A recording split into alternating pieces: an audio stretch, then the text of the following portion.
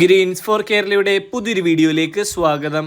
ആധാർ കാർഡുമായി ബന്ധപ്പെട്ട പുതിയ മാറ്റങ്ങൾ unique identification authority of India പുറത്തിറക്കിയിരിക്കുന്നു.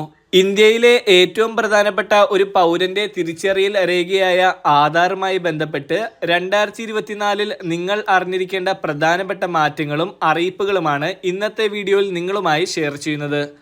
പ്രധാനപ്പെട്ട ഈ ഒരു ഇൻഫർമേഷൻ നിങ്ങൾ മറ്റുള്ളവരിലേക്കും ഷെയർ ചെയ്യുക.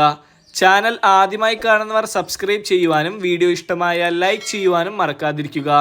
ആദ്യത്തെ അറിയിപ്പ്, ആധാർ കാർഡ് ഒരു തിരിച്ചറിയൽ രേഖയായി മാത്രമേ ഉപയോഗിക്കാൻ കഴിയൂ എന്ന് unique identification authority of India കഴിഞ്ഞ മാസം അറിയിച്ചിരുന്നു. അതിനാൽ ആധാർ കാർഡ് ജനനതീയതി തെളിയിക്കുന്നതിനുള്ള രേഖയായി ഉപയോഗിക്കുവാൻ കഴിയില്ല എന്നും അറിയിച്ചിരുന്നു. അതിനെ തുടർന്ന് പാസ്പോർട്ട് എടുക്കുമ്പോൾ പ്രായം തെളിയിക്കുവാൻ സമർപ്പിക്കുന്ന രേഖകളുടെ പട്ടികയിൽ നിന്നും ആധാറിനെ ഒഴിവാക്കിയിരുന്നു. ഇപ്പോൾ കൂടുതൽ സർക്കാർ വകുപ്പുകൾ ജനനതീയതി തെളിയിക്കുന്ന രേഖകളിൽ നിന്ന് ആധാറിനെ ഒഴിവാക്കുകയാണ്. കഴിഞ്ഞ ദിവസം എംപ്ലോയീസ് പ്രോവിഡന്റ് ഫണ്ട് ഓർഗനൈസേഷൻ അഥവാ EPFO ജനനതീയതി സ്ഥിരീകരിക്കുന്നതിനുള്ള രേഖകളുടെ കൂട്ടത്തിൽ നിന്ന് ആധാറിനെ ഒഴിവാക്കിയതായി അറിയിപ്പ് പുറത്തിറങ്ങിയിരിക്കുകയാണ്. വരും ദിവസങ്ങളിൽ കൂടുതൽ സ്ഥാപനങ്ങളും വകുപ്പുകളും ഈ നിലപാട് എടുക്കും.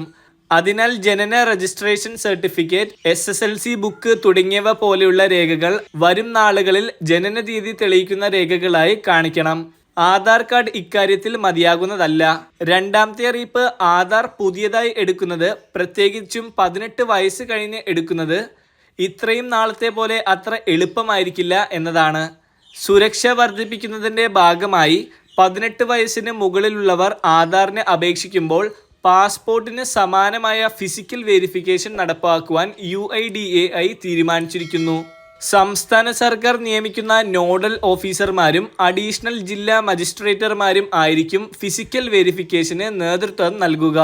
18 വയസ്സിന് മുകളിലുള്ളവർ ആദ്യമായി ആധാറിന് അപേക്ഷിക്കുമ്പോൾ സർവീസ് പോർട്ടൽ വഴിയുള്ള വെരിഫിക്കേഷൻ നടപടി സ്വീകരിക്കുന്നതിന് മുമ്പ് ഇത്തരം അപേക്ഷകളിലെ വിവരങ്ങളുടെ ആധികാരികത ആദ്യം പരിശോധിക്കും. സർവീസ് പോർട്ടൽ വഴി ലഭിക്കുന്ന മുഴുവൻ വെരിഫിക്കേഷൻ റിക്വസ്റ്റുകൾക്കും മേൽനോട്ടം വഹിക്കുന്നത് സബ് ഡിവിഷണൽ മജിസ്ട്രേറ്റർമാർ ആയിരിക്കും. എന്തുകൊണ്ടാണ് ഇതുവരെ ആധാർ എടുക്കാതിരുന്നത് എന്ന കാര്യവും പരിശോധിക്കും. 180 ദിവസത്തിനകം ആധാർ നടപടികൾ പൂർത്തിയാക്കുന്ന വിധമായിരിക്കും ക്രമീകരണം ഒരുക്കുക.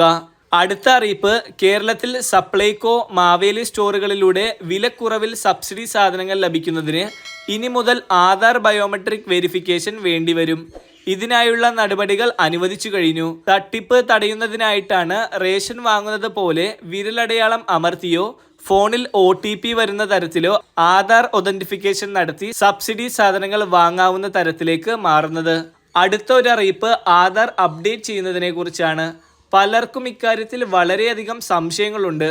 ആധാറുമായി ബന്ധപ്പെട്ട് എന്ത് സംശയത്തിനും നിങ്ങൾക്ക് 1947 എന്ന ടോൾ ഫ്രീ നമ്പറിൽ വിളിക്കാവുന്നതാണ്.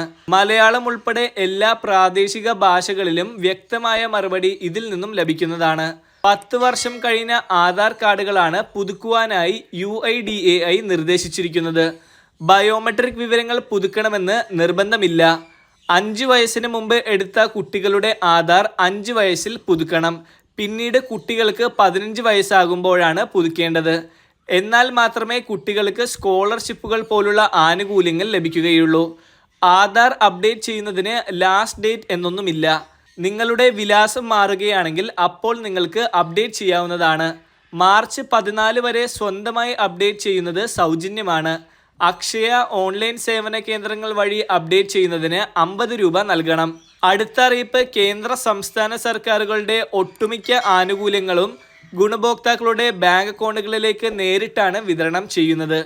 ഇങ്ങനെ സർക്കാർ ആനുകൂല്യങ്ങൾ ബാങ്ക് അക്കൗണ്ടുകളിലേക്ക് എത്തുന്നതിനായി ബാങ്ക് അക്കൗണ്ടും ആധാറുമായി ബന്ധിപ്പിച്ചിരിക്കേണ്ടത്, അതായത് ബാങ്ക് അക്കൗണ്ട് ആധാർ സീഡിംഗ് ചെയ്തിരിക്കേണ്ടത് നിർബന്ധമാണ്. അല്ലെങ്കിൽ സർക്കാർ ആനുകൂല്യ തുക നിങ്ങളുടെ അക്കൗണ്ടിൽ വരാതെ പോകുന്നതാണ്.